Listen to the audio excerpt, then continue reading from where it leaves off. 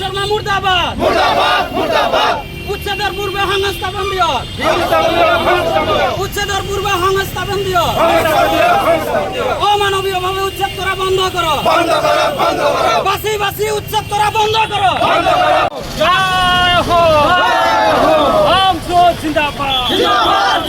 আমসো জিন্দাবাদ অমানবীয় উচ্ছেদ বন্ধ করো অমানবীয় উচ্ছেদ বন্ধ করো অমানবীয় উচ্ছেদ করা বন্ধ করো সাম্প্রদায়িক ভাবে উচ্ছেদ করা বন্ধ করো একাজাতিক টার্গেট করে উচ্ছেদ করা বন্ধ করো অমানবীয় উচ্ছেদ করা নচলিব আমার 2 ঘন্টিয়া অবস্থান ধর্মঘট আছে কিন্তু ধর্মঘট আমি করব নোৱাৰিলো বতৰ বেয়াৰ কাৰণে তো বাসি বাসি না হৈ আছে আমাৰ বাসি বাসি যে সংখ্যালঘু ৰাজ্যক উচ্ছেদ কৰা হৈ আছে এই উচ্ছেদ বন্ধ হ'ব লাগিব আগতে কি কৰিব লাগিব পুনৰ সংস্থাপন দিব লাগিব তাৰ পিছতহে উচ্ছেদ কৰিব পাৰিব আৰু যদি এনেকুৱা বৈষম্য নীতি যদি বাহাল ৰাখে তেনেহলে কিন্তু আমাৰ সংখ্যালঘু ৰাজ্যক লগত লৈ আমি আমচুৱে কিন্তু বৃহৎ আন্দোলন কৰিবলৈ বাধ্য হ'ম আৰু হয় মেমোৰেন্ডাম ইতিমধ্যে আমি দিলো जिला अतिरिक्त आयुक्तक आमी इतिमध्ये मेमोरेंडम दिलो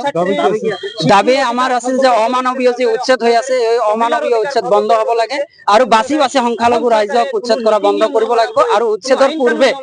উচ্ছেদৰ পূৰ্বে কি কয় সংস্থাপন দিয়াৰ ব্যৱস্থা গ্ৰহণ কৰিব লাগিব এইবোৰ দাবী লৈ আমি স্মাৰক পত্ৰ প্ৰদান কৰিছো সদম সংখ্যালঘু ছাত্ৰ ইউনিয়ন আমচুৰ কেন্দ্ৰীয় সমিতিৰ নিৰ্দেশ মৰ্মে অসমৰ প্ৰতিটো জিলাৰ লগতে আমাৰ দক্ষিণ নলবাৰী মানকাছাৰ জিলাটোৰ সন্মুখত আজি আচলতে আমাৰ অৱস্থান ধৰ্মঘট আছিলে বিভিন্ন জায়গাৰ পৰা হাজাৰ হাজাৰ মানুহ অহাৰ কথা আছিলে কিন্তু বৰষুণৰ ফলত আজি আমি বাধ্য হৈ মেমোৰেন্ডামখন স্মাৰক পত্ৰখন দিলোঁ অকল আমি কেইটামান শ্লোগান দি স্মাৰক পত্ৰ প্ৰদান কৰিলোঁ আমাৰ দাবী আছিলে অসমৰ বিভিন্ন জায়গাত অকল সংখ্যালঘুক টাৰ্গেট কৰি চৰকাৰে বিজেপি চৰকাৰে উচ্ছেদ চলাব ধৰিছে অমানবীয় উচ্ছেদ কৰিব ধৰিছে ৰাতিত নোটিছ দি পুৱাতে এওঁলোকে বুলডোজাৰ লগাই দিয়ে ঘৰৰ পৰা কাপোৰ কানি টানিবলৈ নিদিয়ে এটা ট্ৰাং এটা চকী টানিবলৈ নিদিয়ে স্কুলীয়া ছাত্ৰ ছাত্ৰী মানে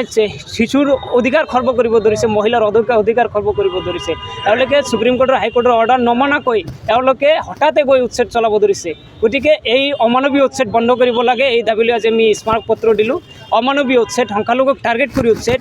বিভিন্ন ক্ষেত্ৰত দেখা যায় সংখ্যালঘুক প্ৰকৃত ভাৰতীয়ক বাংলাদেশী সজাই অত্যাচাৰ কৰিব ধৰিছে ইনকাউণ্টাৰ কৰিব ধৰিছে বিভিন্ন জায়গাত বিভিন্ন ইস্যু লৈ হুলস্থুল আৰম্ভ কৰিছে গতিকে অকল সংখ্যালঘুক টাৰ্গেট নিৰ্বাচনৰ আগে আগে সংখ্যালঘুক বলিৰ পঠা বনাই টাৰ্গেট কৰি এইবিলাক অমানবীয় কাৰ্যকলাপ নচলিব এই বিষয়লৈ আজি আমি স্মাৰক পত্ৰ প্ৰদান কৰিছোঁ অসম চৰকাৰ অসমৰ ডক্টৰ হিমন্ত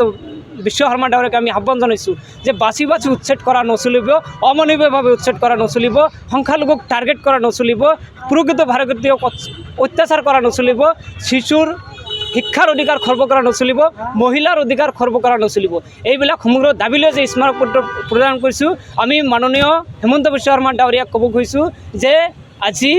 কেইজনমান ব্যক্তিয়ে জাগাই জাগাই ডি চি অফিচৰ সন্মুখত আমি আন্দোলন কৰিছোঁ এটা সময়ত হাজাৰ হাজাৰ লাখ লাখ সংখ্যালঘু মানুহ ৰাইজ ওলাই আহিব অসমত 40% সংখ্যালঘু মানুহ গতিকে 40% মানুহ যদি ওলাই আহে চৰকাৰ হেলাই দিব পাৰিব গতিকে চৰকাৰ চিন্তা কৰি কাম কাজ কৰিব লাগিব চৰকাৰে সংখ্যালঘুৰ ওপৰত অত্যাচাৰ নচলিব নিৰ্যাতন নচলিব আমি আজি আপোনালোকৰ জৰিয়তে এওঁলোকক আহ্বান জনাইছোঁ যিকোনো খবৰৰ বাবে যোগাযোগ কৰক 7099017330 লগতে 7099017110 নম্বৰত